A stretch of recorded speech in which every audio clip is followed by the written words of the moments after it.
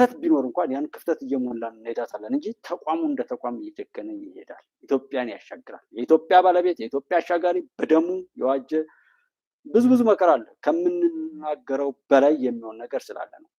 ባጭሩ ብዙ ሰው ባይገባው ጠላቶች ለምን መከላከያ ሰራዊት ላይ ዘመቻ ከፈቱ? ለምን ጠቅላይ ሚኒስትሩ ላይ ዘመቻ ከፈቱ? በዘመኑ ሶሻል ሚዲያ ላይ ያሉ ቀብር አስፈጻሚዎች ወይም የመቃብር ውስጥ ምስጥና ሌላ ተባዮች ብላችሁ ሰሪያቸው የሚጮሁባቸው ሰዎች በሙሉ ሰዎችን ባታውቋቸውም ጀግና ናቸው ማለት ነው። የኔ ድምዳሜ ይሄ። በዚህ ዘመን በሚዲያ ላይ የሚጨበጨበለትን ሰው ነው የምፈራው። ብዙ ሰው የሚያው ብዙ ጭፈራ ብዙ ገጋታ ያለበት ላይ ይሄ የገለባ ሰዓት ነው፣ ይሄ የሆነ ፌክ ነገር አለ፣ ዝም ብሎ ትንሽ ትልቁ ገብቶ የሚጨፍርበት ጀስት የሆነ ነገር እንጂ ትክክለኛ ነገር አለ። የሚወቀሱ የሚሰደቡ ሰዎች ግን በእውነትም ጀግኖች ናቸው ብለን የምንወስዳቸው። ስለዚህ መከላከያ ሰራዊትን የኢትዮጵያ ባለቤት ነው። ግፈኝነት እነዚህ ዛሬ የሚጮሁ ቆሻሾች ኢሞሽናል መሆንም ስላለብኝ ነው።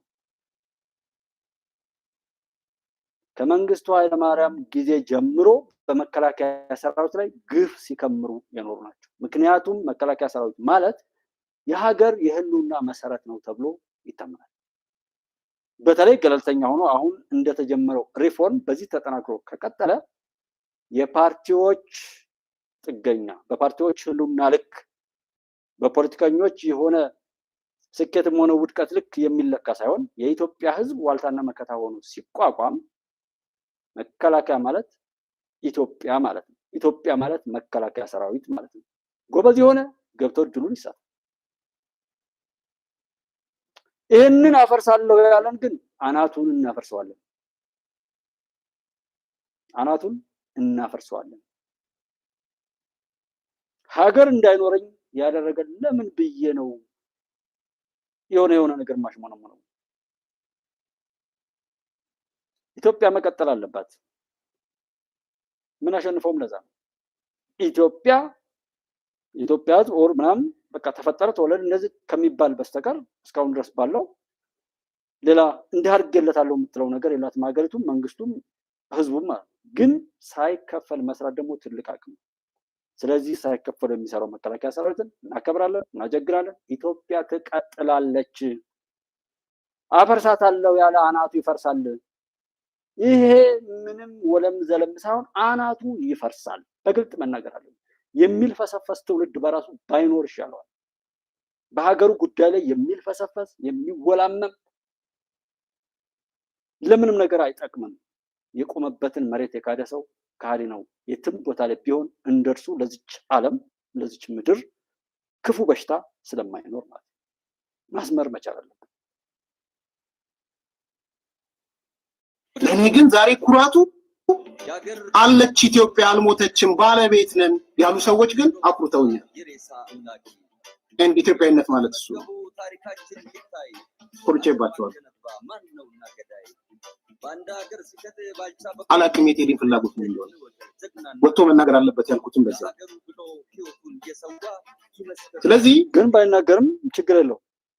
መከላከያን እየሰደበ በቴዲ አፍሮ ዘፈን አበድኩ የሚለው እብድ ነው፣ ተልካሻ ነው። ለኔነት ቴዲ አፍሮ ኢትዮጵያ ሞተች የሚል ነገር አላገኘሁበትም። ቢልም ስለሺ ኢትዮጵያ ሞተች ብሎ ስለሺ ስላወራ ኢትዮጵያ የምትሞት ብሎ የሚያስብ ሰው እርሱ የሞተ ነው። እኔ ታው እንጂ ጎበዝ እንኳን በሙዚቃ እንደዚህ የሚበረገኝ እንዴት ዛሬ ድረስ ስንት ነገር መጣን፣ ስንት መከራ አልፈን ዛሬ ምናልባት ለመዝናናት ከሆነ ኦኬ ተዝናኑ። ግን ሙዚቃው ሰው አልገባው እንዳልኳችሁ እና በዛ ልክ ፍቅር የወደቁ እነ ፋሲል ለምና ሌሎች ሰዎች የቴዲን ቀጣይ ህይወት ለማበላሸት ነው። አሁን አይደለም ከዚህ በፊት የነበረውን ታሪኩን ተንተርሰው ከነሱ ቆሻሻ ነገር ጋር አብረው ለመጨመር ቀጣይ ህይወቱንም እንድናንድ ብለው ለመለጠፍ ነው። እስካሁን ልጁ አለመናገሩ በጣም ጥሩ ነው። ራሱን ለመጠበቅ ያደረገው ሂደት ለኔ ጥሩ ነው ብዬ አስባለሁ።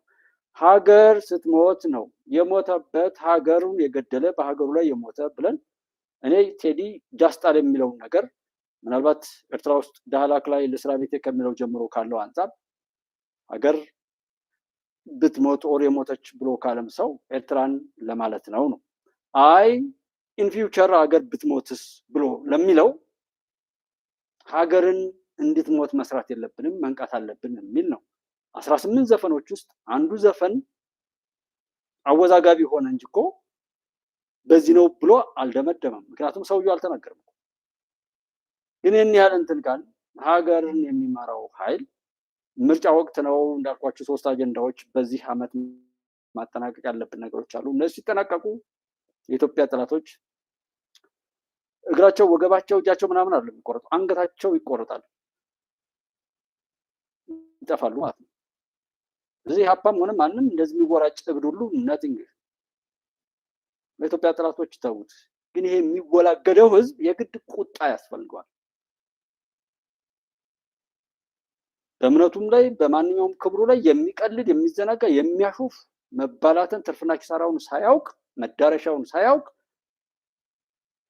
እያቅራራ ለጥፋት የሚነሳሳ ሁሉ መቀጣት አለበት። ለዛ ለቀቅ አድርጋችሁ ጥፋተኛው መለብለብ አለበት፣ ደህናውን ሰው መጠበቅ አለበት። ስለዚህ ክፉ የሆነ ሁሉ መቅመስ አለበት፣ መልካም የሆነ ሁሉ መጠበቅ አለበት። ይሄ በሰዎች ስርዓት አይደለም። እዚህ ጋር ማውራው ጉባኤ ኢትዮጵያ ላይ የምናወራው የሰዎችን ስርዓት አይደለም። የሰዎች ስርዓተ መንግስት ከጉባኤ ኢትዮጵያ ቤተሰብ በታች ነው። እኛ የምናወራው የፈጣሪን ነው የምናወራው። የፈጣሪን ስልጣን፣ የፈጣሪን ፍርድ፣ የፈጣሪን አቅም ነው እዚህ የምናወራው እንጂ ይሄ ሰዎችን የብልጽግና ስርዓት፣ የትራምፕ ስርዓት ምናምን፣ የኔታንያሁ ስርዓት ኦር የፑቲን የቻይና ስርዓት ምናምን የሚባለው አይደለም።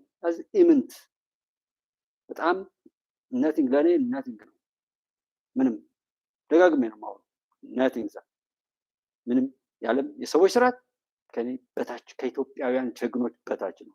ኢትዮጵያ ውስጥ ብዙ ምስጢር አለ። አይን ያለው ያ ሶፊያ ላንድግራፍ እንዴት አለ? ሰላም ናችሁ?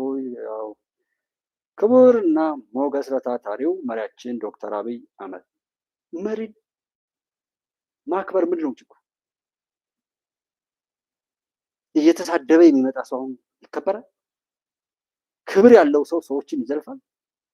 ክብር ያለው ቤተሰብ ራሱን እንደ ሰው ያቆመ ሰው ተስፋ ያለው ሰው በስድብ ራሱን ይገልጻል? እንኳን የሀገር መሪ እንኳን ለሌሎች ብሎ የሚኖርን ኃይል ሲያጠፋ እናዋርደዋለን። ሌባ አለ እኮ በብልጽግና ውስጥ በሚባለው እንኳን መንግስት ሀገርን አሁን በአማራ ክልል ላይ ጫካ ከሸፈቱት በላይ ብለናል በተደጋጋሚ። በቢሮው ውስጥ ያሉ ሽፍቶችን ይያዝልን። አሁንም እየተቸገርን ያለ ነው እዛ ነው። ቆሻሻው ያለ እዛው መንግስት መዋቅር ውስጥ ነው። እሱን እኮ እንነግራቸው። ከዛ ውጭ ግን ሀገር እንደ ሀገር የሚያስቀጥለው መሪ መሳደብ ማለት ለቅልውጥና የሄደ ሰው ምንም ሊል ይችላል። እኛ ደግሞ እንደዛ አይነት ሀሳብ የለንም። ኢትዮጵያን ማስቀጠል ግዴታችን ነው። በዛ መልኩ እንሄዳለን። እነዚህ ሰው እስኪ ደግሞ ነገር ምን እንደምላቸው እንያቸው።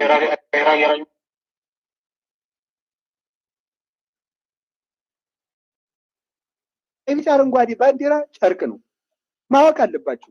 ይሄንን ማለት ነው። ያው ባንዲራችን ሲሰድበው ደግሞ ብላችሁ ይሄ ሰውዬ ግን ፖለቲከኛ ነው መሰል እንዳትል። ደግሞ ቀይ ቢጫ አረንጓዴ አውራን አንዳንድ ጊዜ እኮ እናስቃለን። እውነቴን ነው። ቀይ ቢጫ አረንጓዴ ታሪኩ የሚጠቅም ታሪክ አለው። ግን ቀይ ቢጫ አረንጓዴ በቀይ ቢጫ አረንጓዴ ምክንያት ቤተክርስቲያን ስንጣላ ይሄ የኦርቶዶክስ ምልክት ነው። ይሄ ቀይ ቢጫ አረንጓዴን የሚነቅፍ ሰው ከሃዲ ነው። ይሄ የግብፅ ክርስቲያኖች ቀይ ቢጫ አረንጓዴ ያላቸው እንዴ? ቅዱስ ኤፍሬም እኮ ቀይ ቢጫ አረንጓዴ ባንዲራ የሚባል አውቅልን የለውም። ቄርሎስ እንደዚህ ያለ ባንዲራ የለውም። ዮሐንስ አፈወርቅ ቀይ ቢጫ አረንጓዴ ባንዲራ የሚባል የለው። አዎ ታሪኩ ጥሩ ነው። እንደ ታሪክ መጠበቅ አለብን። ብዙ ዋጋ ተከፍሎበታል። ከመጽሐፍ ቅዱስ ጋር ይያያዛል። መልካም የድህነት ምልክትና ዋና የዶግማ መከራከሪያ ሆኖ ግን ሊያባላን ግን አይገባም። ከቃሉ ጋር ናችሁ። ታሪክ በታሪክነቱ መጠበቅ አለበት። ክብር በክብርነቱ መጠበቅ አለበት። ራሱን የእንጃረ ባንዲራው ብዙ ዋጋ ተከፍሎበታል። እሱን በታሪክ መነጋገር ነው። ቤተክርስቲያን ውስጥ ገብተን ግን ይሄ ያድነናል፣ ይሄ ያጸድቀናል፣ ይሄ ከቅስፈት ያድናል ማለት ነውር ነው። እንደዚህ የሚል የለም። እውነቴን ነው። በአዲስ አዋቂዎች መሆን አለብን። የመንደር ሰባኪ መከተል የለብንም። ታዲያ ምንድን ነው ምልክት? ምልክት አንዷ ምልክት ማርያም ይእቲ ቀይ ቢጫ አረንጓዴ ባንዲራ ጨርቅ ነው። አንድ እኔ በኦርቶዶክስ ቤት ላይ በጣም እንደው እግዚአብሔር አሰርፋቸው ወራሉ ብዬ የምላቸው አንድ አባት እኒህ አባት ናቸው። ጣና ገዳም ውስጥ የሚኖሩ እንደሆነ እንደዛ አምናለሁና አረንጓዴ ቢጫ ቀይ የኔ ባንዲራ ነው። ይህንን የያዘ ሰው የተቀደሰ ነው፣ ይህን የጠላ ሰው ደግሞ የተረገመ ነው ብሎ ከሃዲ ነው ብሎ የሚባለውን ሰው በጣም ነው የምናሳፍረው የሚል ትክክለኛ ትችት ነው። ክርስቲያንነት በአረንጓዴ ቢጫ አይቀየርም፣ ምልክት ነው። ከዛ ባንዲራ ጋራ ብዙ ታሪክ አላት ሀገሪቱም ሆነ ቤተክርስቲያን ከሀገር ጋር የተያያዘ ስለነበረ ያንን ባንዲራ ማጣጣልም አይቻልም። ይሄን ካለመለካችሁ ብሎ መጮህም አይቻልም። ብዙ ጊዜ ሌላም ጊዜ በርዕስ የምንመጣበት እኛ ሀገር ያለው ነገር ወይ ማክረር ወይም መክረር፣ መክረርና ማክረር፣ ግትር ብሎ አንድ ነገር ላይ ተጣብቆ መቆም፣ አለዛም ነገሩን ደግሞ አክሮ ይዞ መሄድ። ምናልባት ማክረር የምንለውን የተሰጠንንና የተቀመጠውን ሕግና ስርዓት ጠብቆና ጠብቆ ለሚሄድ ከዛ ውልፍት አለ ማለት ያቋም በጽኑ የማስቀጠል ጉዳይ ነው ብለን እንኳን ብንወስድ፣ መክረር አለ ደግሞ ራስን ግትር አድርጎ እኔ ያልኩት ካልሆነ የኔ ብሎ ዓለምን ያድናል ለዓለም ሁሉ ብዙ ነገር ታምር ይፈጥራል የተባለው አንድ ሰው ራሱን ሽሪንክ አድርጎ እንደ ምንድነው ጥፍረ መጥምጥ ነው ምናምን የሚባል የሆነ ነገር አባሰባ ቀንዶ ይባል የሆነ ነገር አለ ብቻ፣ ወይም ኤሊ በሉት ልትመቱ ስትሄዱ ጭንቅላቱን ወደ ውስጡ የሚሄድ ራሱን ሰውነቱን ወደ ውስጡ ይሄድና ዓለምን ሁሉ አጥቶ ሁሉን ነገር ወደ ውስጡ ራሱን ብቻ የሚያመልክ ማለት የሚወደው ነገር የለው ምን የለው ራሱን የሚወደው ሚስት የለው ልጅ የለው ወንድም የለው እህት የለው ጎረቤት የለው ሀገር የለው ወዳጅ ዘመድ የለው ራሱን ብቻ፣ ፈጣሪ የለው ምን የለው ራሱን ብቻ፣ ሆዱን ብቻ፣ እብሪቱን ትቢቱን ተንኮሉን ብቻ የሚያመልክ ለምሳሌ ሻዕቢያን፣ ህወሓትን፣ ፋኖን፣ ሸኔን ውሰዷቸው። ከዛ ኢህአፓ የሚባሉት እዚህ ከዛ እሱን የሚመስሉ ቅርንጫፍ ያላቸው እዚህ በየዩቱብ በየሶሻል ሚዲያው ላይ እብሪት ወጥሯቸው ራሳቸውን ብቻ እያመለኩና እያስመለኩ ያሉ በዛ ሞተው ሌላ ሰው ለመግደል የሚሄዱትን ማንም ምንም ሊይዝ ይችላል። እንኳን በባንዲራ መገዳደል ሰው የአንድ ሰው ሚስት ቆንጆ ብትሆን ሌላው ለምንድነው ቆንጆ በቆንጆ ያልተጣለው? ወይም የሁሉም ሰው ሚስት ጀስት ተፈጥሯዊ ቋንቋ ስለሆነ ማለት ነው። ለአንዱ በጣም ቆንጆ ሆና የታየች ሴት ለሁሉም ቆንጆ ሆና ብትታይ እኮ ሁሉም ተጋሎ ያልቃል። ሁሉም በአይኑ ላይ በተገጠመለት ፈጣሪ በገጠመለት መለኮታዊ መነጽር የራሱ ፍቅረኛ ወይም የራሱ ውዴታ የተሞላባት ሴት አለች፣ የራሷ የተሞላለት ወንድ አለ። ልክ እንደዛ እሷም የገጠመላት እንድታገኝ እሱም የገጠመለት እንዲያገኝ ከዛ በኋላም እንዳያለያዩ ሲጀመር የነበረውን ድባብ ፍቅር በፍቅር ሆነው እንዲቀጥሉ ብናደርግ ደግሞ የሚፈጠረው ልጅ ሁሉ ደግሞ በበረከት እየተሞላ ሀገር ሰላም እየሆነ ትሄዳለች። የስንት ሰው ትዳር ስናፋረስ እንደምንውል ሰዎችን አቃቂር እያወጣን ስናጣላ እንጂ ስናስታርቅ እንኳን እንውል። ያ ትርክት መቀየር አለበት። እዛ መድረክ ላይ ስላልደረስ ነው እንጂ አሁን እውነት ሻዕቢያ ነው፣ እውነት ግብጽ ናት የምትረብሸን፣ እውነት ዘመነ ካሴ ነው የሚረብሸን፣ እውነት እንደው በየቦታው ላይ ያሉ እንደ ሰው ተፈጥረው ጨንግፈው ምላቸው ቆሞ ቀር የሆኑ እድሜ ልካቸውን አይለወጡ ወይ አያስለውጡ እነሱ ናቸው የሚያስቸግሩን አይደለም። የተጣላ ነው ከራሳችን ጋር ነው። የሚጠቅመንን አናይም፣ የሚጠቅመንን አናስተምርም እያልን የምንሄድበት አለ። ውድን አርክሰናል። በአብሮነት ለበጎ ነገር አንታይም። ሀቅ ይለምናል፣ ውሸት ይለመናል። ቀጥቃጩን ሰው ይናፍቃል። እና ትርክቱን እኮ ካስተካከልነው መከባበር ከመጣ ሁሉም በቦታው ላይ እንዲቀመጥ እና ውክልናውን አግኝቶ በውክልናው በሚሰራው እንዲመሰገን እንዲጠየቅ ብናደርግ እኮ ይሆናል። መሪ እንደ መሪ ተከብሮ በመሪነቱ ካልተገኘ የሚወቀስበት፣ የጸጥታ ኃይሉ እንደ ጸጥታ ኃይል፣ የፍርድ ቤቱ እንደ ፍርድ ቤት፣ ያ ሙያውን እንደ ሙያ አክብሮ ዶክተሩ እንደዚሁ፣ ነጋዴው እንደዚሁ፣ የሌላ የቴክኒክና የምናምን ባለሙያው እንደዛ በሙያው ውክልናውን ሰጠ ነው አክብረ ነው። ከዛ በኋላ ካልሰራ ብቻ የምንተችበት ነገር ቢመጣ እናቶች እንደ እናት፣ አባቶችን እንደ አባት፣ መምህራን እንደ መምህር፣ ልጆች እንደ ልጅ፣ ወጣቶች እንደ ወጣት መስመሩ ሁሉ ቢከበር ሃይማኖት አባቱ እንደ ሃይማኖት አባት ሁሉም ለተወከለበት ስራ ቢሰራ ከዛ በኋላ ለመጠያየቅም ይቻላል። አሁን መስመሩ ሁሉ ድብልቅልቅልቅ ብሏል። በዚህ ሁኔታ ላይ እንደው ለማረጋጋት ያክል እንደው መስመር ከየት ጀምረን የት እንደምናወራው ሁሉ ግራ እስኪገባን ድረስ የምንጨነቀው ለዛ ነው። ችግሩ ጫፍ ላይ ነው። ህወሓት የሚባለውን ብትቆርጡት፣ ብትገዘግዙት፣ ብትቆርጡት ምናምን ችግሩ አይፈታም። ጉባኤ ኢትዮጵያ የሚያምነው እንደዛ ነው። እኛ ሰው እንሁን፣ ኢትዮጵያዊ እንሁን፣ ሐቀኛ እንሁን። እኛ ከራሳችን ጋር እንታረቅ፣ ራሳችንን እናግኝ፣ የራሳችንን ዋጋ እንወስን፣ የኛ ተሳትፎ ይገለጥ። ምንድነው ስናደርገው ነው? እናስብ። የምናደርገው ድርጊት እስከ ፍሬው ድረስ እናስበው። ሐሳባችን፣ ንግግራችን በውስጥስ እሺ የሆነውን ፈጣሪ ብቻ ነው የሚያውቀው። ስልክ ደውለን የምናወራው፣ በሶሻል ሚዲያ ላይ የምንናገረው፣ ገንዘብ የምንደግፈው እሱ ላይ ትኩረት አድርገን ያ ተሳትፏችንን እየመዘን ነው ይሄ ሰዎችን ሊያሳስት ይችላል ብለን ሁላ የምንቆጥብ ቢሆን ለምሳሌ ሰዎችን እንዴት ማታለል ያለባቸውን የሆኑ ፊልሞች ወር ዜናዎችን እኔ መናገር አልፈልግም። ለምን ሰዎች ያንን ነገር ተምረው ላለማድረግ ራሳቸውን ከሚያዘጋጁ ልክ ለማድረግ ነው የሚዘጋጁት። እናት ልጇን ገደለች፣ ልጅ እናቷን ገደለች፣ ወይም ፍቅረኛው እንደዚህ ቢባል እንደ ይሄም መግደል አለ እንዴ ነው እንጂ የሚል ለመግደል ይሄድ ይሆናል ወይ ለመገዳደል ይሄድ ይሆናል እንጂ ይሄ ነገርማ ኃጢአት ነው ሐራም ነው ብለው እንዲማሩ እስከዛ ድረስና ነገሮች ድብልቅልቅ ብለዋል። አንድ አክቲቪስት አሜሪካ ቁጭ ብሎ ወይም አውሮፓ ቁጭ ብሎ 4 ኪሎ ተጨነቀና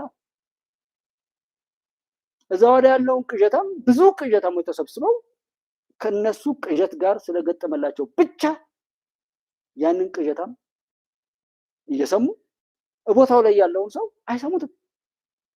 የማን ችግር ነው? ከቦታው ላይ ሰምቶ ሰው ማነጻጸሪያ ሌላ ነገር ሊያመጣ ይችላል። የሃይማኖት አባቱ የሚለካው አመጽ በመቀስቀስ ምን ያህል እግርና ራስ እንደተደበላለቀ ጀነራሎች ማዕረግ የሚሰጠው እንደዚህ ነው። የፌስቡከር ማዕረግተኛ ጦርነትን በፌስቡክ መምራት ሻለቃ፣ ሻምበል፣ ብርጌድ ምንድነው የሚባለው? እዝ ተመሰረተ፣ ብርጌድ ተመሰረተ። ከዛ ማዕረጉን በሽበሽ ነው መሳይ ማዕረግ ይሰጣል። ማዕረግ የሌላቸው ሰዎች እንደ ሰው መቆጠር የማይችሉ ባንዳዎች እንኳን ጭራሽ እንደ ጀግና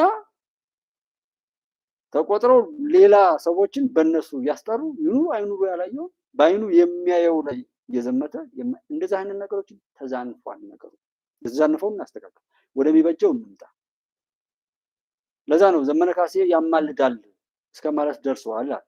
12 ቁጥር ሚስማር በህይወት ባለ ሰው ላይ የሚመታ ትውልድ ከማየት በላይ እኮ መረገም የለም።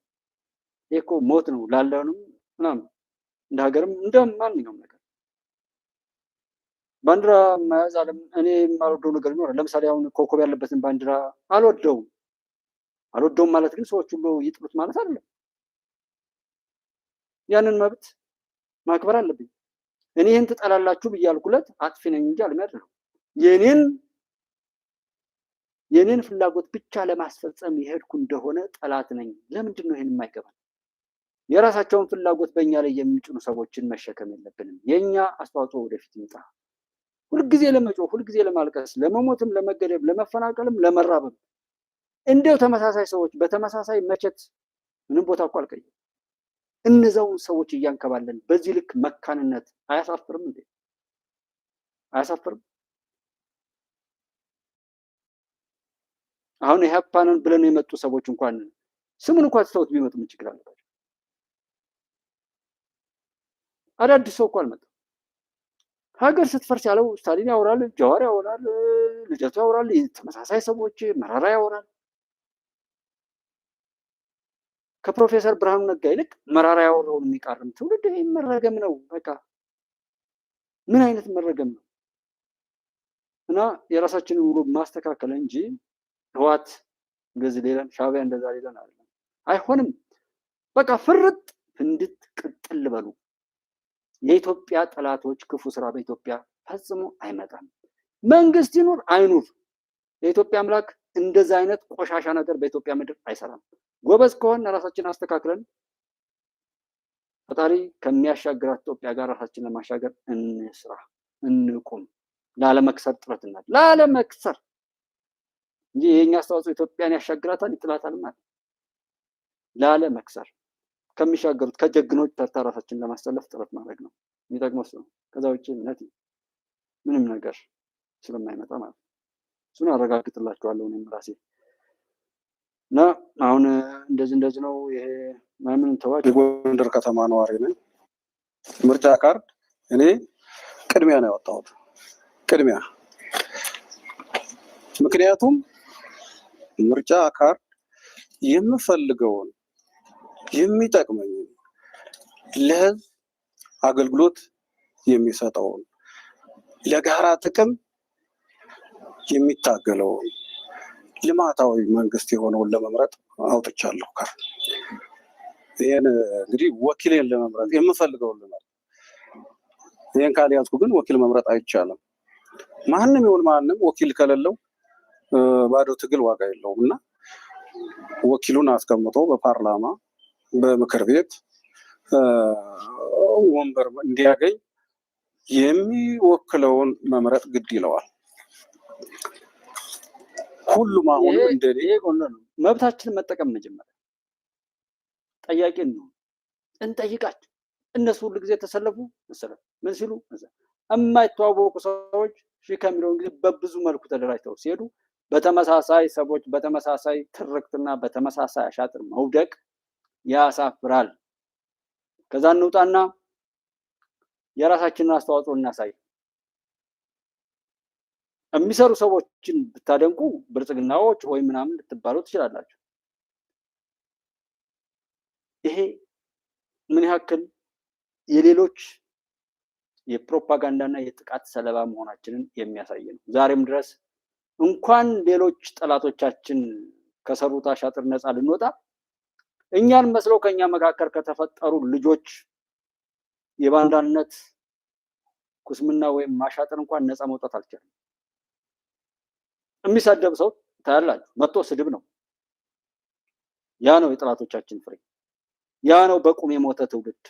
ያ ነው ርካሽ ትውልድ። ያ ነው የተረገመው ትውልድ። ያ ነው የኃጢአታችን ፍሬ። ያ ነው እንዲጠፋ መስራት ያለብን። ስድብ ነው የሚያመጣው፣ መፍትሄ የለውም። ዘለፋ ነው። ከሰደባችሁ እናንተ መስደብ ነው። ከዛም ቀጥሎ ወደሚፈልገው ነው የምንሸኘዋል። ልክ እንደዛ ከዚህ በላይ አሳፋሪ ነገር የለም እና ትግራይ ላይ ያለው ጥምዶ የሚለው ማንኛውም ነገር ላይ ምንም ይወራጭ ምንም ተውት። እሱን እኛ ብቻ መልካም ነገር እናድርግ እንጂ አሰላለፉ እንደዛ አይደለም። ምክንያቱም ከሚተነተን ይልቅ ይሄ ጉዳይ ዝም ቢባል የተሻለ ስለሚሆን ብቻ ሀቅ ነው የሚያሸንፈው። እሱን የሚቀይ ነገር እንደሌለ ማወቅ ይኖርባቸዋል። አብይ ትግራይ ተከዜ በመለስ ነው። ተከዜ ወደዚህ ገና አማራ ቀመስ ነው። ወልቃይት ጠገዴ፣ ጠለምት ሶስቱ ትግሬ መሆኑን ሳታውቅ ተቀመጥካል። ይህን የማውቀው ሀያቴ ቅማቴ ወረደ ነው። ሀያቴ ቅማቴ ተጠይቃለህ እንዴታ ያዘኝና ወር አሰረኝ። እዚያ አመለጥኩኝ። አንድ ጀግና ደህና ወታደር ነበር ደምለው ገታው የሚባል ገና ያዙት። ይዞ ወስዶ አደረቀው። ፈቶ ሲሰደው በቃ በቱንን ተኩሎ እንዲች ነው እንዴ ያሁላ ብላና ያሁላ አውርነት ቀረ። አይናገርም። ማታ ማታ ሞተ። የዘሮቹ ሀገር ወልቃይት ነው። ወልቃይት ጠገዴ ሁሉም ደርሶታል። ሁሉም ገብቶታል። በመከራን የተማርነው ዝሞ በትርክታል በመከራ የተማርነው የሄድንበትን ነገር ማንም ስላወራ ራሱን ገልጦ በዛው ይጠፋ ይሆናታል እንጂ አዲስ ነገር ሊቀይር ሆኖ አይደለም። ምንም በሉ ምንም ማለት ለኔ ግን ዛሬ ተቀበሉ። ይሄ የት ነው? ይሄን እስኪ ጋይስ በቂ ሰው ስላልመጣ ፕሮግራሙ ሊካሄድ ስላልቻለ ሁላችሁም ወደ ቤት እንድትሄዱ በታላቅ አክብሮት እንጠይቃለን። We everybody thank you for coming. We don't have enough people to continue, so we would like to ask you to go home. Thank you. ይሄ ገና ገቢው ያው መለመኛ የሆነው ትግል ገና ነገሩ ሳይጀመር ተበትኗል። ገና እየተበታተነ ይላል። ገና እያሰሩ ያመጡልናል እና አይዟችሁ ነው የኢትዮጵያ መንግስት። ይሄ የመቼ ነበር መሰላችሁ? 160 ዝቅተኛው ከ60 በሬ 2000 ድንሳት በሚሸጥበት የሮብ ገበያ ሰንጋ በሬ 2000 መካከለኛ 1800 ዝቅተኛው ከ950 እስከ 1000 በግ ሙኩት 350 መካከለኛው 160 ዝቅተኛው 80 ፍየል ከፍተኛው 250 መካከለኛው 160 ዝቅተኛው ከ60 እስከ 100 ብር ተሽጧል። በዋለው ገበያ በኩንታል ነጭ ጤፍ 290 ሰርገኛ 250 ቀይ ጤፍ 220 ነጭ ጤፍ 175 ድብልቅ ስንዴ 160 ዘንጋዳ 210 ማሽላ 140 ነጭና ቀይ በቆሎ 120 ሲሸጥ ባለፈው ሳምንት 175 የነበረው የቢራ ገብስ 160 ብር ሆኗል። በዚህ መሰረት በመርካቶ አንደኛ ደረጃ የሸኖ ቅቤ 38 ብር፣ አንደኛ ደረጃ የጎጃም ቅቤ 32 ብር፣ ሸኖ መካከለኛ 35 ብር፣ የጎጃም መካከለኛው ደግሞ 28 ብር እየተሸጠ መሆኑን ገበያተኞች ይገልጻሉ። አንድ ፈረሱላ የማረቆ በርበሬ 225፣ የአላባ 200 እንዲሁም የጠድሌ 190 ብር በመሸጥ ላይ ነው። በርበሬ በክረምት ዋጋው እንደሚንር ሸማቾችም ነጋዴዎችም ይገልጻሉ። ድንሳት በሚሸጥበት የሮብ ገበያ ሰንጋ በሬ 2000 መካከለኛ ሰንጋ በሬ 2000 በ96 ማለት ነው። ይሄ አሁን ነበርኩ አሁንማ በቃ ምናምን ይልና ሐቁን ይክዳል ሰው። በዛም ይሁን በዚህ የኛ አስተዋጽኦ በሁሉም ነገር ላይ እንደ አቅሙ አለው።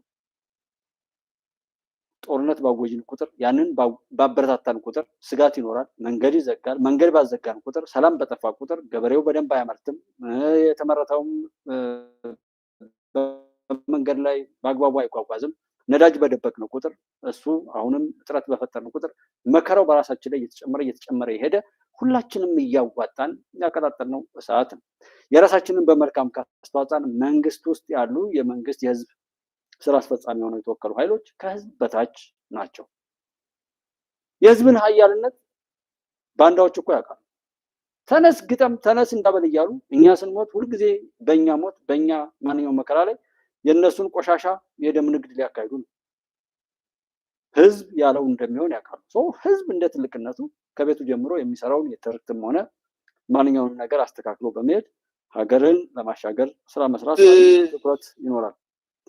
መኖር አለበት፣ መስራት አለበት የሚለው ላይ ማሳሰብ ፈልጋለሁ እንጂ ዝም ብሎ በመውቀስ ብቻ እና ምን ይሁን እና ምን ይጠበስ እና ምን መፍትሄ እናምጣ ቢባል መልስ መስጠት መቻል አለበት። ያንን የሚለው ሁሉ አንቺም ስራ ፍለጋ ነው።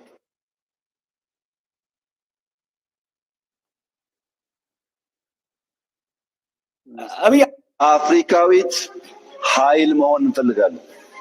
በምግብ ራስ መቻል ብቻ አይደለም። በአፍሪካ ሀያል ምክር የምትጠየቅ በአፍሪካ ጉዳይ እነ ኢትዮጵያን ካላማከርን የሚባል ሀገር መሆን አለበት። አፍሪካዊት ኃይል መሆን እንፈልጋለን። አብይ አንዱ ችግሩ ደህና ሰው አይተን ስናበቃ እንደገና እነ ጀዋር ይመጣሉና ይሄ የእነ ጀዋርም ችግር አይደለም። በተለይ ከ2018 ጀምሮ ባለው ይሄን አመት ማለት ነው እዚህ ላይ የለየላቸው እብዶች ችግር አይደለም። የአድማጭ ተመልካቹ እብደት ነው አለቀው ያለ እንጂ የእነሱ ችግር አይደለም። እነሱ በቃ እንደማይድኑ የገዛቸው ኃይል እንደሚያዝባቸው ያውቃል። ስለሚያውቁ በዛው ቀጠሉ። ምንም ይበሉ ምንም ራሱን ለማዳን አሜሪካን በሚኖሩ የባዕድን የጭን ገረዶች በኩል ሽማግሌ ተልኮ ነው ቆመው ለመከላከያ እጃቸውን የሰጡት። ለቤተሰቦቹ መሰናበቻ አንዲት ቀለሃ ጠረጴዛው ላይ አስቀምጦ እንኳንስ ለራሱ ለሚስቱ ለልጆቹ ነፍስ ሳይሳሳ ወያኔ በመጣችበት ልክ አናግሮ ከጀግኖች ወንድሞቹ ጋር ገርፎ የድል ብስራት ካሰማ የትግል ችቦ ከለኮሱ ጀግኖች መካከል ኮሎኔል ደመቀ ዘውዱ ነው። ስለ ኮሎኔል ደመቀ ዘውዱ ጀግንነት ለመመስከር ጎንደሬ መሆን አይጠበቅብኝም። የወያኔ ገረድ ባንዳ አለመሆን በቂ ነው። ለ50 ዓመታት የመከራ ዶፍ ሲወርድበት የነበረው የወልቃይት ህዝብ ዛሬ በሰላም ወጥቶ በሰላም ይገባል፣ በቋንቋው ይማራል፣ በባህሉ በወጉ ሀዘኑን ደስታውን ይገልጻል። ለኔ ደስታዬም ድሌም ይሄን ነው። የህዝቤ ሰላም፣ የዛ ህዝብ ደህንነት። ይችን አጀንዳ እነማን ቀርጸው እንደሰጧችሁ ጠንቅቀን እናውቃለን። አሜሪካን በሚኖር ሲመስልን ይዘነዋል። አባሳየን እነዚህ የከሰሩ ሰዎች የጮሁትን ጩኸት ማስተጋባትን ነው። ታማኝ ሰዎች ናቸው። ያስተማሯቸው በሲቪል ሰርቪስ ዩኒቨርሲቲ በድሮው በተለያዩ ተቋማት በውጭ በሻቢያ ጋር ልኳቸው የነበሩት ባላማ ያሰለጠኗቸው ሰዎች ናቸው። አንዱ ማሳያ ለዚህ ፒውርሊ ዘመነ ካሴ ነው። ዘመነ ካሴ በመንፈስ አማራ አይደለም። የአማራን ቁስል በመነካካት ወደ ሚዲያው እንትን የሆነ ሰው ታሪኮቹ የሚያሳዩት እሱን ነው። በህዋት አስር ጋር ያስገባቻቸው ሰዎች ውስጥ አሉ። ይሄ መገለጫ ይሰው በቃ ለህዋት ልቡ አይችልም። ይሄ ፍቅር አለበት። ወጣትነቱን እድሜውን በቅርበት የጨረሰው እነሱ ጋር ነው። ኢንቨስት ያደረጉበት ሰው ነው። በሱም በሱ ዙሪያ ያሉ ሰዎች ላይ ኢንቨስት አድርገዋል። ሰው ምንድነው የጋራ ጥላት መፍጠር። አሁን አይታችሁት ከሆነ እያንዳንዱ ይሄ የፋኖ አመራር በተለይ የድሮ አፋባ ተብሎ የሚጠራው ከፋድ ውጭ የነበረው ሚዲያ ላይ ከወጡ የሚሉት አብይ አህመድ ነው የሚሉ ሰው ይችን የጋራ ጥላት መፍጠር ላይክ የነሱ ጥላት ጠቅላይ ሚኒስትሩ ከሆነ በዚህ ዙሪያ እንትን ማሰባሰብ እና ናሬሽኑ ምንድነው ከብልጽግና እንትን ይሻለናል ከሰይጣንም ጋር ቢሆን እንሰራለን። እነዚህ ነጥቦች ዝም ብለው ነበር ሲነገሩ የነበሩት። የሆነ እንትን ላይ ማስተር ማይንድ አላቸው። እዚያ ነው የሚወጡት ማለት ነው። ይሄ አክቲቪስቱ ምንም በፌክ አካውንት የሚጽፈው ከተማ ምንም የተደበቀውም ኃይል ቻትሩም ላይ ነው ትሬኒንግ ተሰጥቶት የሚወጣው ማለት ነው። የጋራ ጥላት መፍጠር የተፈለገው ምንድነው? ጠቅላይ ሚኒስትሩን እና የብልጽግና አንዳንድ ሰዎችን የሚጠሩት ጀነራሎች እንዲጠሩ ይችላሉ። በዚህኛው ይህን መንግስት ለመጣል ማንተባበረው የለም የሚል ትርክት እንዲይዝ ተደረገና ህዋትም ቢሆን የሚል ምርጫ መጣ ማለት ነው። ኢትዮጵያ ውስጥ በህዝብና በህዝብ ያለ እንትን አለ ብዬ አላስብም ፈጽሞ ማለት ነው። የሚሰማኝም ማውቀው ነገር ይሄ ህዋት የተባለው ድርጅት ግን ለትግራይ ህዝብም ከመጠቀሚያ ውጭ ለምን አይፈልገውም እና ሞዴሎቹ ሃይ ኮፒ መሆኑን እዚህኛው ጋር ያለውን የምናየው በራሱ ህዝብ ላይ እንዴት እንደሚጨክን ቀደም ያደርጋል ሲያንሰው ነበር። በእርግጥ አንዳንዶቹ ትምህርትም ከመደበኛ ኤሌመንታሪ እንኳን ያልተማሩ ስለሆኑ የድርጅት አመራር ምናምን የሆኑት ትምህርት እንደራሱን እየተበቀሉት ይመስለኛል። ከትምህርት ጋር ራሱን ቂም አለባቸው። ድሮ እምቢ ብሏቸው ፊደል መቁጠር አሁን ትምህርት እንዳይኖር የሚሉት ከዚያም የመነጨ እንትን ነው። ማን ተማር ብሎታል ሲል አንዴ ታስታውሳላችሁ? ተማሪዎች መምህራን ምናምን በድንቁርናቸው ልክ ስለሄዱ ትምህርትን የተበቀልኩት ይመስላቸዋል እና እሱን ለመበቀሉ የሚሰሩ ሰዎች አሉ ነው የሚለው ነው። ጎጃም አካባቢ ማን ተማር ብሎታል? ቢያንስ በዚህ በአንደኛው ክፍለ ዘመን ትምህርት ላይክ የሆነ ግዴታ እንደሆነ እንኳን የመገንዘብ ችግር አለ እና ከህዋት ጋር ያለው አሊያንስ አይደለም። ህዋት በራሷ ሞዴል አማራ ውስጥ የፈበረከችውና በህዋት እንኳን ተሰው ያልገባውን ኃይል ጠምዝዛ ያዘችበት በዛው ትገደላለህ። ብዙዎቹ ከህዋት ጋር አንሰራም በማለታቸው ተገለዋል። ላይክ እንደነ ከፍያለው ደሴ ነው። በከፍያለው ደሴ ስም እዚያ እየማለ ቢነግድ ሰው እኔ በጣም ይቀፈኛል። ምን አይነት አስተሳሰብ እንዳለው ማለት ነው። ከህዋት ጋር አንሰራም ብለው ያሰለጠኑት ሰዎች ራሱ አሁን እሱ ሲሞትላቸው ዋጡ የውስጥ ሄደው አፋም ውስጥ ተሸውደዋል። ያኔ ከህዋት ጋር የሚሰራው ኃይል ከፍያለውን ለማጥፋት እኛን ለማጥፋት ሌሎችን ለማጥፋት እነጸዳሉ ደሴን አንቆ ለመብላት ሲሞክር በከፍተኛ የሎጂስቲክ የፋይናንስ የኦፕሬሽን ድጋፍ እየተደረገለት ኑ ደረሱ አብራችሁ ተዋጉ የተባሉ ሰዎች አንደርስ ብለው የተለያየ የፈጠሩ ቀርተው አሁን አንደኛ ዓመታቸው ነው ሁለተኛ ዓመታቸው ነው እያሉ ፎቶ ባነርና በሆነ ሌብል የአማራ ትግልም እኔ በሆነ በሙት መንፈስ እንደተለከፈም አይነት ይሰማኛል። ያዋክብሃል፣ ይገልሃል። ጥሩ አሳቢ ከሆንክ ለህዝቡ ለክልሉ ከሞትክ በኋላ ደግሞ ሁለቱም ወገን ይምልብሃል፣ ወገኑም ይምልብሃል፣ ገዳዩም ይምልብሃል። ይህ አይነት ፓራዶክስ ነው ያለው እና ህዋት ይህንን የተከበራችሁት ወንድሞቼ የቄሳርን ለቄሳር በሚለው መርሃ ግብራችን ላይ በተደጋጋሚ ያነሳ ነው። በጣም አስተዋይ የሆኑ ሰዎችን ያው ይገደላሉ። በመግደል ሀሳባቸው ይጠፋል። ከዛ በደጋፊዎቻቸውን ደግሞ ልቅሷቸውን በመደገስ ያረጋጓቸዋል የሚለው ማለት ነው። በተደጋጋሚ እዚህ ቤት ያወራ ነው እና ሀየሎምን ሰዱ ከዛ በአማራ ክልል ላይ ፕሮፌሰር አስራት ወልዴስ ከዛ እነዛውን በጀመሩት እንኳን የከፍያለውና ውባንተ የሚባሉትን የተናገሩት እዚህ ላይ ደጋግሜ ያወራ አሁኑ እዚህ ላይ የተነጋገርንበት ነገር እነዚህ ልጆች ያወራሉ። ባለፈውም ላይ ያወሩታል። ቦታው ላይ የነበሩና ከገቡ በኋላ በነፃ መውጣት የማይችሉ አቅመ ቢሶች በነውር ውስጥ እንትን ያሉ ላኪያቸው የሚያዝባቸው ራሳቸው እንደሆነ ቁስ የተሸጡ እና የተለወጡ እንጂ ምንም በራሳቸው ላይ ምንም ነገር የማዘዝ መብት የሌላቸው ናቸው ነው። ያንን አይነት ዓለምን የወረራት ነው። እዚህ ኢትዮጵያ ብቻ ያለው አለ።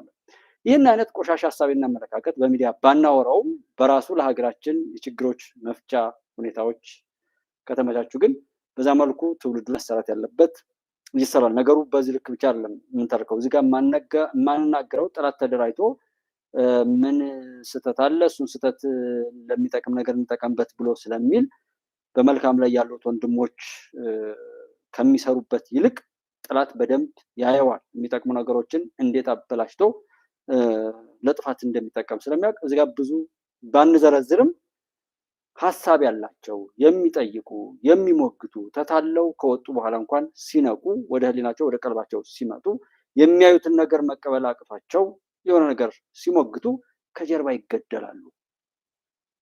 ምንም ነገር እንኳ ባይሆን መሳሪያ ተባረቀ ብለው ሊገሏቸው ይችላሉ። ወይም የሆነ ጦርነት ይከፍቱና ተኩስ ከፍተው በዛ መካከል ገለው ሞተ ይላሉ።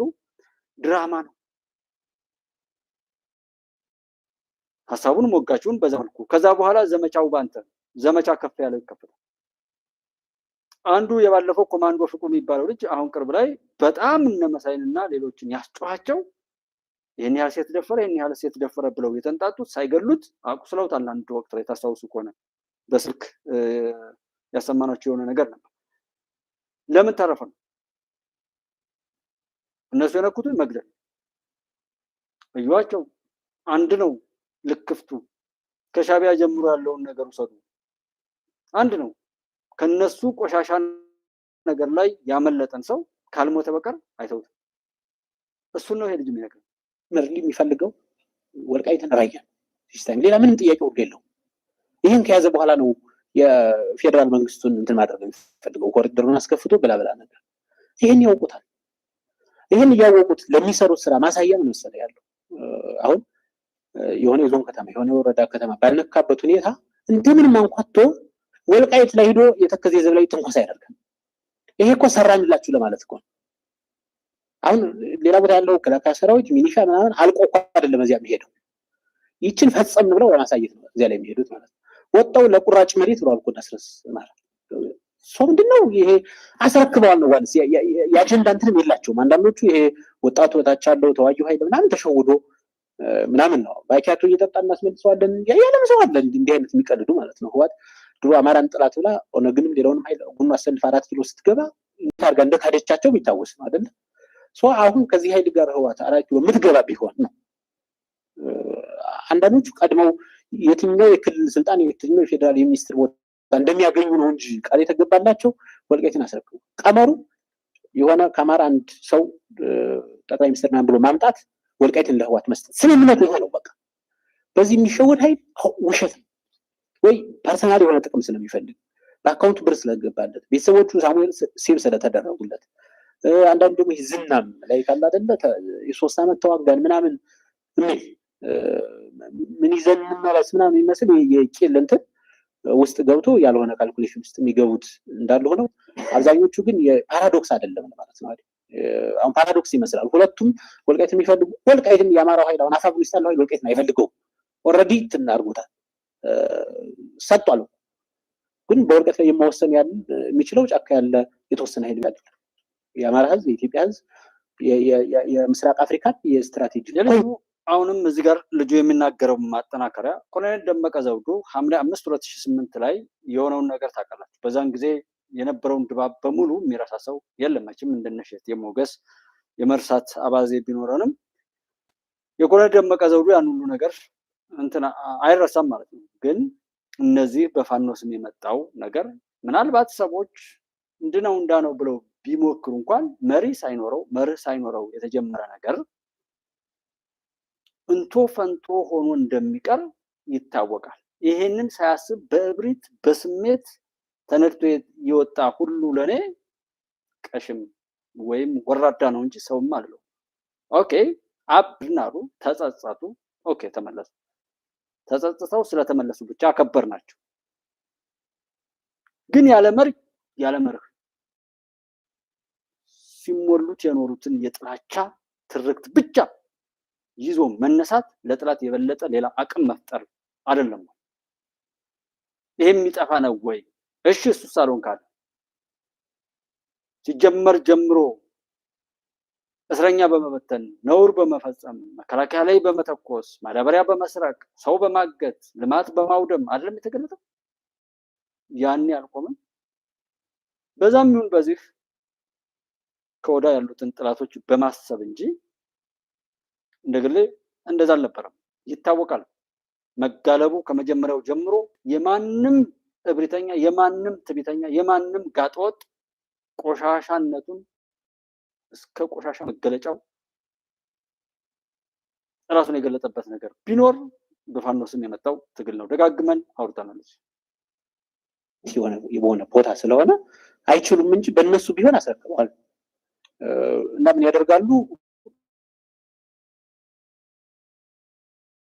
ሁሉ አካባቢ ያሉትን ስለ ራያ እንዲናገሩ እያደረጉ ርስታችን አልሸጥንም ምናምን።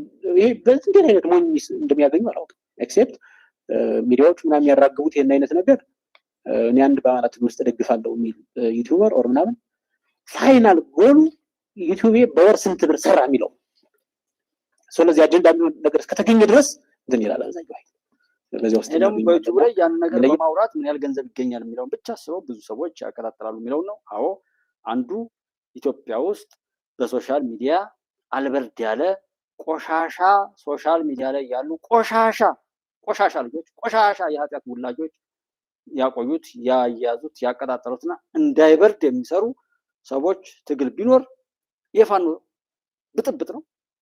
አልፎ አልፎ ሸኔ አካባቢ ላይ ያለ ሶሻል ሚዲያ ቢተው የሚጠፋ ነው። እሱ ነው እና ደመቀ ዘውዱ ላይ ቅድም ያልኳችሁ ደመቀ ዘውዱን በመስደብ ነው የሚገልጹ እነዛ ጠላት መሆናቸውን ብታውቁት ለዛ ከዛ ሄደው ተከዜ ዘብ ላይ ይሄን ያልተቃት ፈጸም ብለው ለላካቸው ለዋት እንደዛ ከዛም አላሳፈሩም ነው መጡ። የተማረከ ኮሎኔል ሸጡ አማራን ለማዋረድ የሚያስችል ማንኛውንም ነገር ሁሉ አደረጉ። ትምህርት ቤት ዘጉ ምናሉ ብዙ ነገር ከዛ ጆሮ መቁረጥ እጅ መቁረጥ ያን በቪዲዮ ከዛ ጡት መቁረጥ ሌላ ብልት መቁረጥ ለሰላም የሚሄዱ ሴት የተባሉ ነገሮችን ሁሉ ማጥፋት ከዛ የሃይማኖት ተቋማትን ሁሉ ማርከስ ጽላትን ሁሉ ያወጡ መሸጥ ኦርቶዶክስን ከገዳዮች ጋር አያይዞ አማኞችን ለማስቆጣትና ተስፋ ለማስቆረጥ መሞከር ሁሉ ነገር ተባለ። ሁሉም እብደቱን ገለጠ። ሁሉም ደረሰ። ሁሉም ቀመሰ። አሁን ከዚህ በኋላ ማንም ቢወራጭ ያዘዘበት መትረፍ የማይፈቀድለት ሊወራጭና ሊጠፋ ይችል ይሆናል እንጂ ከዚህ በኋላ ጽንፈኛ የሚዘውራት ኢትዮጵያ ትኖራለች? ዓለምን አታዩትም? ላኪዎቻችሁ እናንተን ይሄን ቆሻሻ ነገር የሞሏቸው ሀገራትና መንግስታትን ጠይቋቸው። ከገቡበት ጣጣ መውጫ አጥተዋል። ገና የኢትዮጵያ አምላክ ቁጣውን ይገልጥላቸዋል። ያለንተን አመለካከት ያለኝ እዚህ ላይ ፓራዶክስ ይመስላል ላው ሲያዩት፣ ግን ምንም አይነት ፓራዶክስ የለውም። ኦሬዲ እነሱ አስረክበዋል። እነዚያ መጣው መረከብ ስላልቻሉ የአማራ ህዝብ አየን እንኳን መከላከያ ከጋይንት ከደብረ ታቦር ተነስቶ ከጀርባው ተወግቷል። አሁን ማለት ነው አሁን ይሄን እንዴት ነው እናስተባብል የምንችለው? የሆነው ምንድነው? ተውት መጣው ይወሰዱበት እኮ እና እንዲህ አይነት እንትን ውስጥ ያለ ኃይል ፓራዶክስ የለውም። እንደ ድርጅት እኛ እንደአማራ ፋኖ ድርጅት ጥርት ያለ አቋም የነበረን ስቲል በሱ ስታንድ ነው የምንገኘው። ከድርጅቱ ግን በተለያየ መንገድ ተሸውደው ተታለው ምናምን ልክ የህዋትና የአማራ ፋኖ አሰላለፍ እንደገለጽኩት የቀረውን ጫካ ላይ ያለው የአፋብን የሚባለው አፋብሃ የሚባለው እና አፋድ የሚባለው አንድ አይደለም የሆነው። አፋድ የሚታወቀው ፊት ለፊት የሚታዩ አብዛኛው አመራር እና ሰራዊቱ ከመንግስት ጋር በግልጽ ስምምነት አድርጎ መጥቷል። የቀሩት አንድ ሆን ያሉት ሞራል እንትን ነው እንጂ ቀድሞ ኤቭሪ ሴታፕ አልቆ ነበር። እሱን ስለምናውቅ ነው። አሁን ያን ኃይል እንኳን ለማስተካከል ምን ቆይ ይመስለኛል ነገሩ እዚያ እንትን ቢል ማለት ነው። ላይክ ግን ዘመነ ካሴ መሪ እንደሚሆን የሚታወቀው ድርጅቱ ገና ሲጀመር ከሁለት ወር በፊት በቃ ይሄን መሪ ለሱ ስጡና ተባለ። ምክትል ጀምራችሁ ተነጋገሩ ነው ያላቸው ማለት ነው። የቱ ነው እሱ? ኤርትራው ነው። በዚያው ኤርትራው ነው። በዚህ ውስጥ ምንም ልናተርፍ ስለማንችል ስለማይድን የማይቆጨኝ ነገር በፍጹም ማለት ነው። በከፈልነው ዋጋ የማይቆጨኝ ትግሉ እስከመጨረሻው ድረስ አስታመነዋል። የሆነ ቅርጽ ይዞ ከመንግስትም ጋር ተነጋግሮ ከሌላው የኢትዮጵያ ህዝብም ጋር ተወያይቶ ለአማራ የተቆጠሩ ትርፎች እንዲያመጣ እስከ መጨረሻው አስታመነው። በደንብ ያስታመምከው ምናምን ሰው እንኳን ሲሞት ምንም ልትል አትችልም። ሰው እስከ መጨረሻው በዚህ ሂደት ውስጥ ስላየናቸው ከህወሓት ጋር ያለው አስተላለፍ ባጭሩ የመገበር የሎሌነት የተላላኪነት ነው እንጂ እንትን እኩል ሚሸር የመደረግ አይደለም። አሁን በሆነ መንገድ ህወሓት ከፌደራል መንግስት ጋር ጥሩ ነው ተስማምቶ ምናምን ቢቀጥል ጫካ ያለው ኃይል ውሃ ነው የሚበላው። የሻዕቢያ ኃይል ራሱን አርሞ በኢትዮጵያ ብሔራዊ ጥቅሞች ላይ ከፌደራል መንግስቱ ጋር በደንብ መግባባት ቢችል ውሃ ነው የሚበላው። ምን እያደረገ እንደሆነ አጀንዳ እንኳን እየተከፋፈለ ነው የሚሰጠው። ለሆነ አመራር ለብቻው፣ ለሆነ የሻለቃ አመራር የተለያየ ቅርጽ፣ ገንዘብ ለሚፈልገው ገንዘብ፣ ሴት ለሚፈልገው ሴት የፈለገውን እያቀረቡ ነው። በተለያየ እንትን የያዙት እና ፋይናሊ ምን ሊሆን እንደሚችል ይህንንም አሁንም ሰዎችን በድክመታቸው በማጥመድ በዛ መልኩ የማስኬድ የመግዛትና የመለወጥ አይነት ነገር ልክ ወያኔ 27 ዓመታትም ይኸው እስካሁን ድረስ 30 ምናምን ዓመታት በሙሉ ማለት ነው ያንኑ ነው የምትጠቀሙ። ሻዕቢያም ያንኑ ነው። ገንዘብ ለሚለው አማኝ ነኝ ምናምን እያለ ለሚለው ሁሉም በሚቅበዘበዝበት በዛ በደካማ ጎኑ እየተገባ ነበር ብለን እዚህ ያወራነው ልጁ ፕሩፍ ያደርጓል። ሴት ለሚወደው ሴት፣ ብር ለሚወደው ብር በሚፈልገው ነገር እየተጠመደ የነሱ ሎሌ ሆኖ መቀጠል ብቻ ነው እዛ ውስጥ ያለው ነው የሚለው። ሁሉኔ ያሳስበኛል። ላይክ የወጣቱ እንትን ጭምር ማለት ነው። እዚህ ላይ በደንብ ወደፊት መስራት ማስገዘብ አያውቅም፣ ብዙ አያውቅም። ዲያስፖራ በውጭ ያለው አብዛኛው ተስፈኛ ነው። ሻንጣውን ተበሎ የሆነ ፋኖ ምናምን አሸነፈ ተብሎ 4 ኪሎ ገብቶ መጥቶ ሲታጀብ ምናምን ነው ይታየው። እዚህ ስማች ኢሉዥናል ውስጥ ለምን እንሆናለን? የብኛን ጭምር ጋይድ ሊያደርገን ይፈልጋል። እና ቤተሰብ ሳክሪፋይ አድርገን ብዙ ዋጋ ከፍለን የሚሆን ቢሆን ማለት ነው የነበርንበትን ትግል ለምን ወስነው ውሳኔ ጋይድ ሊያደርገን ሁሉ ወር ደግሞ ሊፈርጀን ይሞክራል። ለሱ ያን ያህል ትክሻችን በዚህ 3 ዓመት ያልቻለው ነገር ስለሌለ አንዳንዱ የሚፈልገው ሞተን የሆነ ዘመቻ ምናምን እያለ ሳንቲም መለቃቀም፣ ዩቲዩብ መስራት ላይክ ደግሞ የሆነ ደም ውስጥ መጋባት አይነት ነገር ስለነበር እሱኛ ፕራውድሊ ነው ለወሰነው ውሳኔ የሚሰማት ስሜት። ግን አብዛኛው መረጃ የለውም ማለት ነው። የአማራ ህዝብ ለስርዓተ መንግስት ግንባታ ያለው ታሪክና ልምድ አለ። በተመሳሳይ ለህግ የበላይነት ያለው ተገዥነትም አለ። ይህንን ክብር፣ ዝና፣ ስም ይዞ እያለ ግን አሁን የአማራ ህዝብ ልጅ ነን በሚሉ ወገኖች ፍዳውን እየበላ ነው ማለት ይቻላል። ለዚህ ማሳያዎች በርካታ ነገሮችን ማንሳት ይቻላል። ባለፉት 3 ዓመታት አርሶ አደሩን ማየት እንችላለን። ከአንድ ከተማ ወደ ሌላ ከተማ መዘዋወር አይችልም። ከዚህ አንጻር አጠቃላይ በክልል ውስጥ የደረሰው የባለፉት 3 ዓመታት ቀውስ እንዴት ታየዋለህ? ምንድነው እዚህ ቅርቃር ውስጥ የገባው? እንግዲህ በተለይ 2015 አካባቢ የሰሜኑ ጦርነት ካበቃ በኋላ ሁለቱ ኃይሎች የፌደራል መንግስትና የትግራይ መንግስት ስምምነት ካደረጉ በኋላ ኩርፊያ ላይ የነበረው ኃይል የተማረውም ያልተማረውም ወታደሩም እስር ቤት ያለውም እንግዲህ በአንድ መስመር ጫካ ላይ ወጥቷል።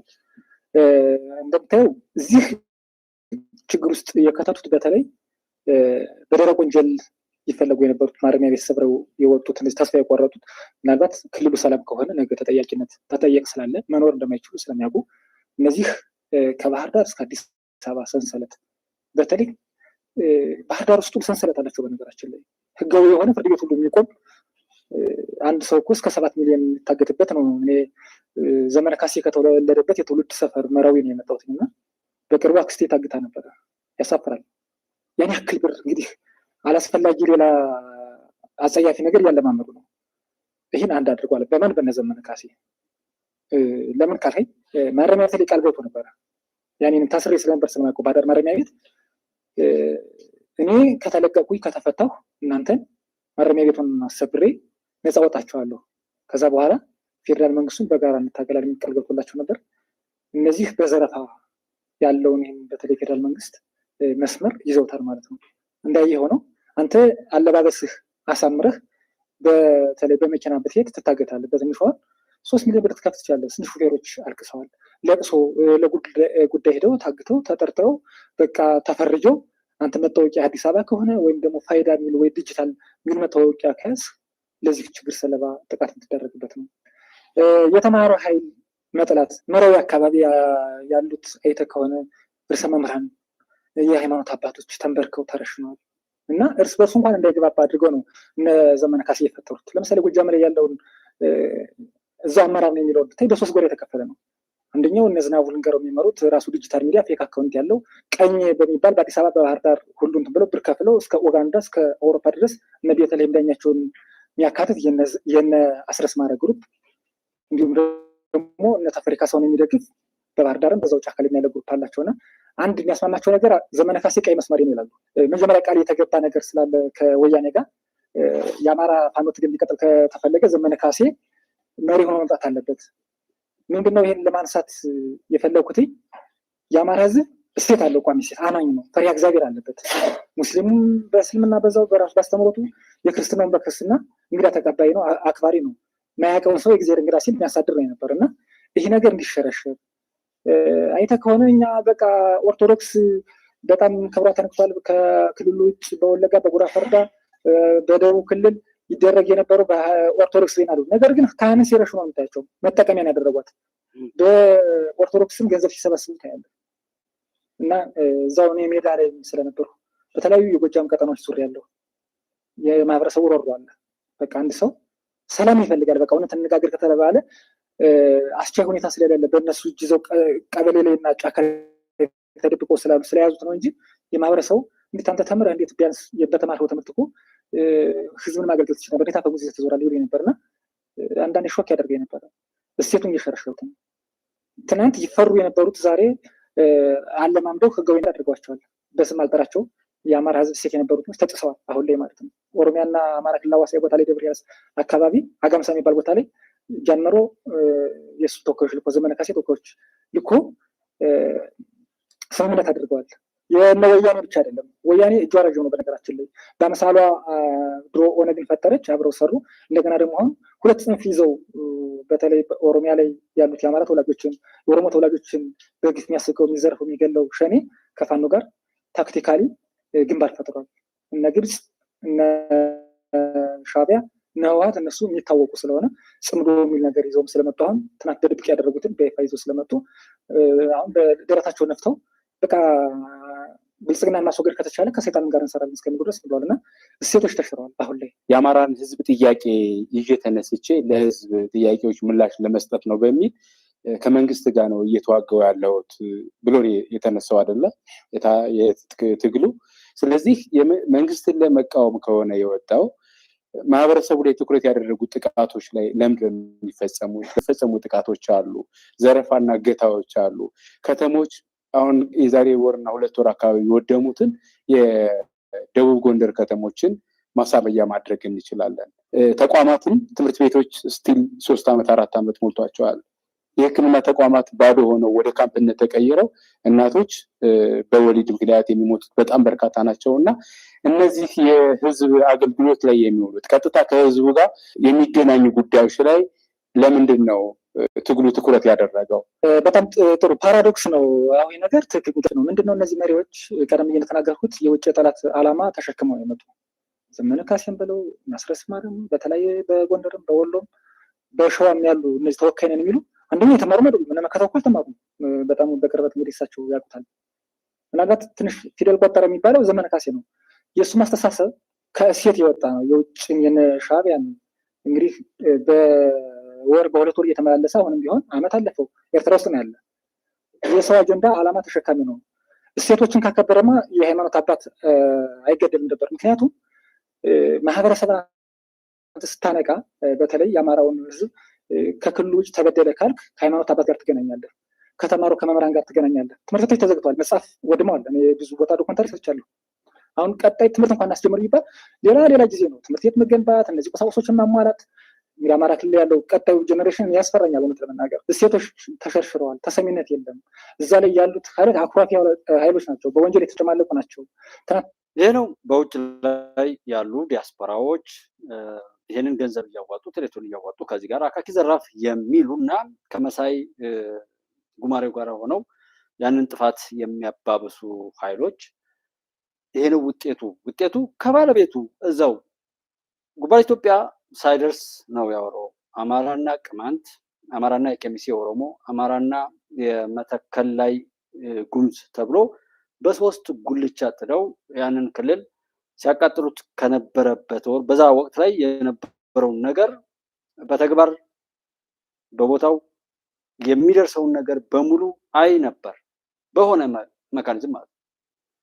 ነገሩን አውቅ ስለነበር ይሄ ነገር ሲመጣ ያለው አፈ ታሪክና ትርክት በጣም የተበላሸ በመሆኑ ከዛ የተማርኩትን እናዛ ጎጃም ላይ ነው በተለያየ ቦታ ላይ ስንቀሳቀስ ያየሁትን ነገር መሰረት አድርጌ እየተናገርኩ ነበር። እሱ ከደረሰ በኋላ ነው እዚህ ጉባኤ ኢትዮጵያ ላይ ያላችሁት ወንድሞች ደግሞ ሳይደርስ ነው የተናገርነው። ሆኖ የሆነው ነገር ይሄ ነው። አማራ ነኝ ብላችሁ የአማራ ተቆርቋሪ ነኝ የምትሉ በተለይ የሚነግዱት ልክ ነው። ያንን ህዝብ ማጥፋት እቅዳቸው ነው። በዛውም ገንዘብ ያገኛሉ። ጀስት አላማቸው ነው። ግን እዛ ተወለድኩ ያላችሁ ሰዎች ይሄ ነው ድላችሁ፣ ከቦታው ላይ ያለው ይሄ ነው፣ እንኳን ደስ አላችሁ። ማረሚያ ቤት የነበሩ ናቸው። ማህበረሰቡ የተጸየፋቸው አካላት ናቸው እዛ ላይ ያሉ፣ በመሪ ደረጃ የተደረጉ በስውርም የሚዘርፉትም አጠቃላይ የሚመዘብሩትም።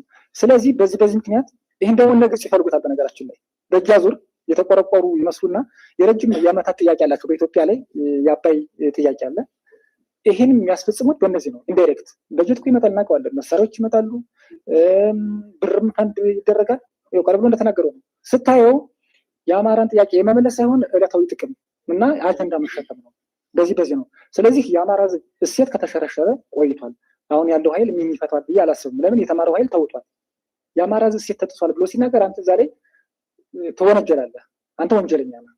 ለዛም ነው በአንድም በሌላም እኛ እንደ ጋዜጠኛም ሞጋችሁኝም በሚያዋጣኝ መልኩ ታገያለሁ። ግን አይቻልም። አሁን ባለው ሁኔታ አስቻይ ሁኔታ የለም። ቀይ መስመር ነው የሚሉት ግለሰብ ነው። ማን? ዘመነ ካሴ ያማልዳል የሚሉ እኮ አሉ አንዳንዶች።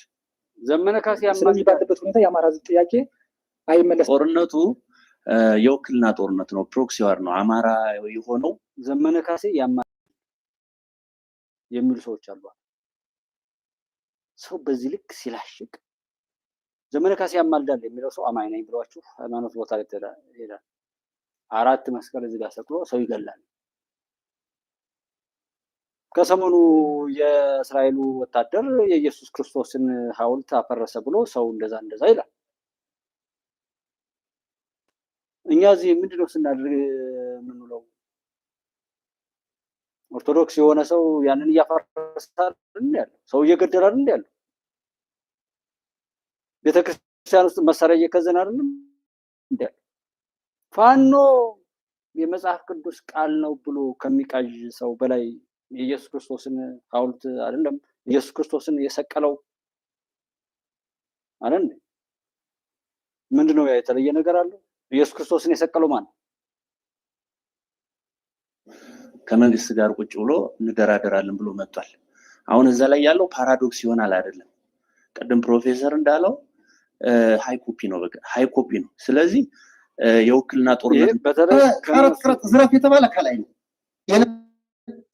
ቢሆን ታገል የለበትም ማለት ነው። እንደዛ ከሆነ ይሄ ፍላጎት ነው፣ የራስ ፍላጎት፣ የራስ አጀንዳ ብቻ ነው። በዚህ መሃል ማህበረሰቡ ተጎድቷል፣ ታግቷል። ይሄን መቀበል ስላልቻልን ነው። ይሄንን የብዙውን ፍላጎት መሸፈን ስላልቻልን ነው የመጣው። የሰላም ስምምነቱን የተቀበልነው ይሄን ሁሉ አጀንዳ መሸከም ስለማንችል የአማራ ህዝብ ከሚችለው በላይ ተሰቃይቷል። ከሚችለው በላይ ከፍተኛ አመራሮች በዋናነት ጠላታቸው ማን ነው ቢባል በተግባር የአማራ ህዝብ ነው። ለዛም ነው አማራ ህዝብ ላይ ይሄን ያህል በትር የሚያሳርፉበት። እንትኑ ፕሮፌሰር እንዳለው 4 ኪሎ የሚባለው ይሄ የሚዲያ አታሙ ነው። አንድነት የተባለውን በፊት እንደተናገር ነው። የአማራ ህዝብ ግን ታሪካዊ ጠላት ነው ሲበድለን የኖረ ዛሬ የአማራ ህዝብ ማረኝ ህወሓት በሚልበት ደረጃ እንዲደርስ ማረኝ ሸኒ ማለት የሚደርስበት ደረጃ ከነሱ በላይ ግፍ በአብራኩ ራሱ በወለዳቸው ልጆች እያደረሱበት ነው። ተልእኮ የሌላ ቢሆን በህወሓት ዘመን የነበረው እስር ቤት ተዳብሮ ከነሱ በላይ አስሮ የሚያሰቃዩበት ክፍል አለው። ይሄ ጥፍር ይነቅሉ ነበር ምናምን ይባላል። ታስረን የኛ ጥፍር ተነቅሎ አላየንም። አሁን የኛ ወንድሞች የትግል ጓደኞች ሲነቀል አይተናል። ጨለማው ሲገባ አይተናል። ከፍተኛ ግርፊያ ድብድብ ሲደረግበት አይተናል። የአማራ ህዝብ እኔ ባለውበት ቀጠና ከጅጋ ቋሪት ብርገበያ ሰከላ ትልልኝ ውስጥ ረጅም አስፋልት እየተሰራ ልማትን እናንሳ። በደንበጫ ፈረስ ቤት አዲስ የሚዘልቅ እየተሰራ በሌላ ቦታ ብዙ መሰረተ ልማቶች እየተሰሩ ነው።